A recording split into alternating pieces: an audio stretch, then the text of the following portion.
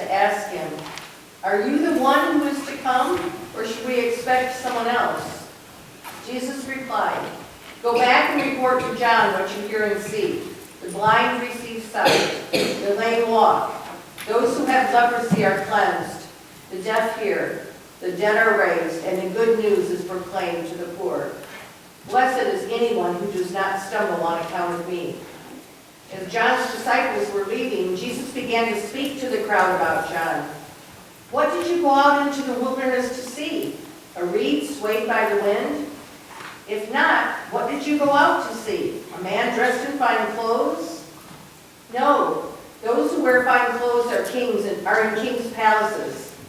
Then what did you go out to see? A prophet? Yes, I tell you, and more than a prophet.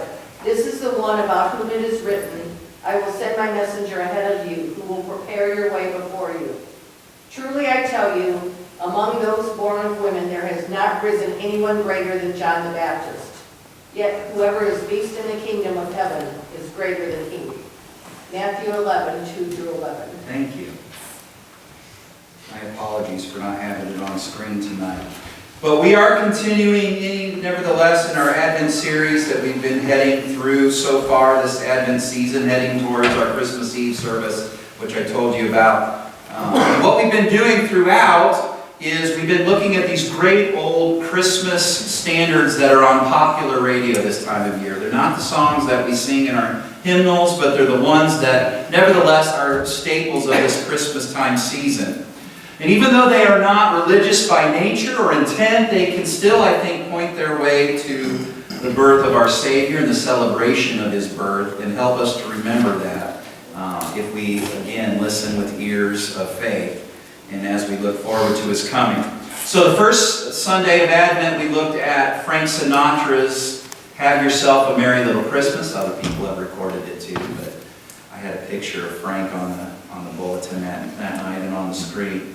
But in that song, we saw a message for the longing of hope. And as we lit that first Advent candle that represented hope, we affirmed that there is hope. And no matter how disappointing life can be, that hope never changes. And the hope came to us in that long-promised Jesus who came down to us as a baby. And we looked at Matthew 26, 36-44 that night, where Jesus told us about the hope that we should have. And we look forward to His promised fulfillment when He comes again to us. And that's the good news that we rejoice in. That's where our hope is found, is a Jesus who came to us once, right? And a Jesus who will come again. And that hope will not be extinguished. And we talked about the lyrics that night of how our Christmases are made merry and bright, but really our whole lives are made merry and bright because of that hope. I asked you last Sunday night, I'm going to ask you again, do you have that hope? Do you have that hope? And then last Sunday night we looked at a more modern Christmas classic. It's still 20 years old though, and that is Mariah Carey's hit, "All I Want for Christmas Is You." And in that we saw a message of all-encompassing love.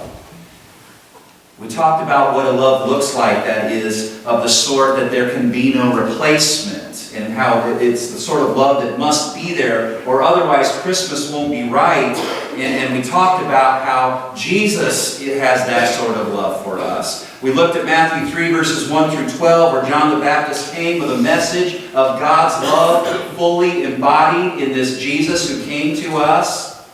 He made it pretty clear that there was nothing else that would do. It had to be that. And we see that now, that Jesus is the love that is absolutely necessary to our Advent and our Christmas celebration. And so when we lit that second Advent candle that represented love, we committed to receive that incredible love anew this season and to take it out and share it everywhere that we go.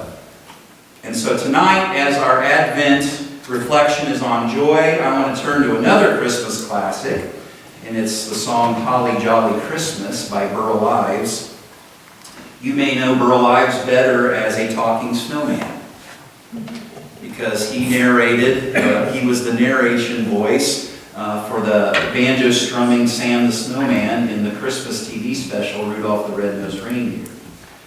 But he also sang this awesome I think, very joyous song called Holly Jolly Christmas, and so we want to sing that now, and we want you to join us. So you can remain seated for this one, but we're gonna kick into it now.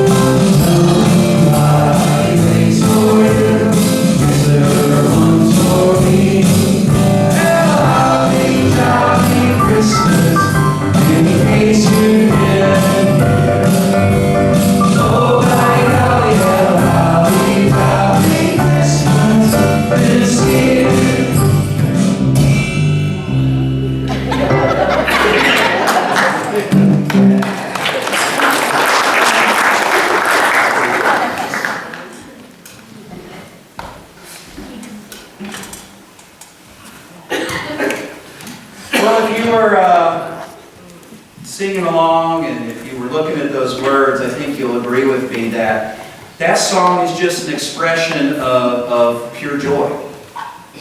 I mean, we're talking about, he's declaring it. This is have a holly jolly Christmas, right? It's the best time of the year. And I don't know if there will be snow, but have a cup of cheer. And when you walk down the street, say hello to friends you know and everyone you meet. That's just the words of somebody, gang, that's celebrating the Christmas season with joy in everything that they do, right? Do you see that? Yeah. This is somebody who sees every situation, every activity, every encounter as an opportunity to express and receive joy. And I have to wonder if those words aren't similar to the ones that folks would have expressed in the time of Jesus, the folks who ran into Jesus and had their lives forever changed by their encounters with Him. The word there tells us in Matthew 11, verses 2 through 11, that John the Baptist was in prison, that he had heard about the deeds of Jesus, that he was sitting there in his jail cell wondering if this was truly the Messiah that had come. You know, John had a very specific purpose in life, and it was to make straight the pathways for the Lord in the wilderness, as we read in that Isaiah 35 passage. That was fulfilled in John the Baptist. So John was sitting there in his prison cell, hearing about what Jesus was doing out there, wondering, is this the one that I've been waiting for to appear, right? And so he sent his disciples ahead to find Jesus and to inquire of Him. And there in verse 3 it said, "Are you the one who is to come, or should we be expecting somebody else?" And so Jesus sent these words back. I want you to hear them again.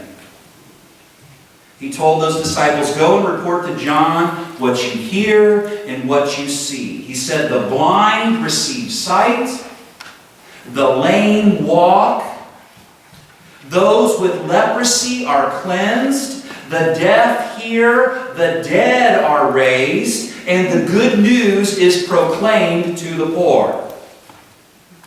Now, you want to know what joy is? Joy is what you feel when you have your eyes opened and you can finally see. That's joy. Joy is what you feel when you finally, for the first time, can literally jump up for joy. Joy is what you feel when you realize you have been accepted and you have been cleansed.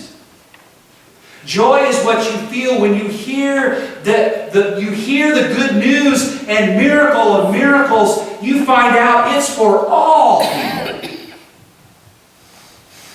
Even the ones who are commonly left behind and commonly do without. It's how you feel when you hear your Master's voice calling you out of your grave into new life. Joy is what all those folks felt after they ran into Jesus. I imagine it's exactly what John felt. Even though he was chained up and in a prison cell, he must have felt joy. He must have had an incredible sense of joy when he got the word back that the Holy One, yes, had arrived on the scene, the one he had been waiting his whole life for. Right? But I want to ask you tonight. I think the Word tells us how those people felt that had been healed and cleansed and restored by Jesus, right? They were surely feeling joy. John, even as he's sitting there in his jail cell, must have been feeling joy. But I want to ask you tonight,